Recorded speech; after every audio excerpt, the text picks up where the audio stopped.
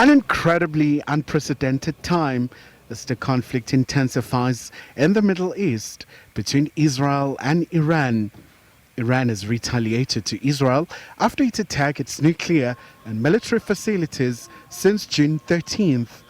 I think what the United States has done is to really play according to the Israeli agenda of bringing about not just a destruction of Iranian nuclear facilities, but implementing and instigating a regime change. The ultimate objective of Netanyahu in relation to Iran has been regime change. He's made it very clear that he doesn't tolerate the Islamic regime in power in Iran, sees it as an existential threat, and the United States is simply playing along with that. In the G20, the Sherpas are the leaders of each country who take the discussions and agreements to the final summit. United Nations boss Antonio Guterres called on these powerful economies to lead in finding consensus in a fractured world. This system that was supposed to be a global safety net today is not a global safety net for everybody in the world. And so we need to reform the system. And to reform the system means, to a large extent, to give developing countries voice and representation in the governance bodies of the international financial institutions.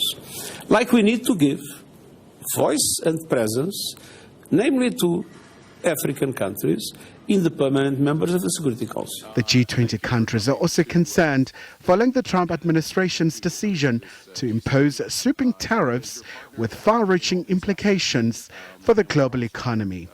For now, though, there is a pause, and this has created uncertainty. What we must be clear on is that when you look at those tariffs, it's a global tariff. 10% on almost all countries, and then additional tariffs based on assumptions of balance of trade issues. But that's a discussion for another day in terms of how that was calculated. Gives you an indication that the approach by the U.S. administration on issues of trade is a global one. South Africa has come for special attention on politics, mostly on our domestic issues. Meanwhile, the second G20 Foreign Affairs meeting will be held in New York later this year on the margins of the UN General Assembly high-level work. Khayelihle Khumalo, SABC News, Johannesburg.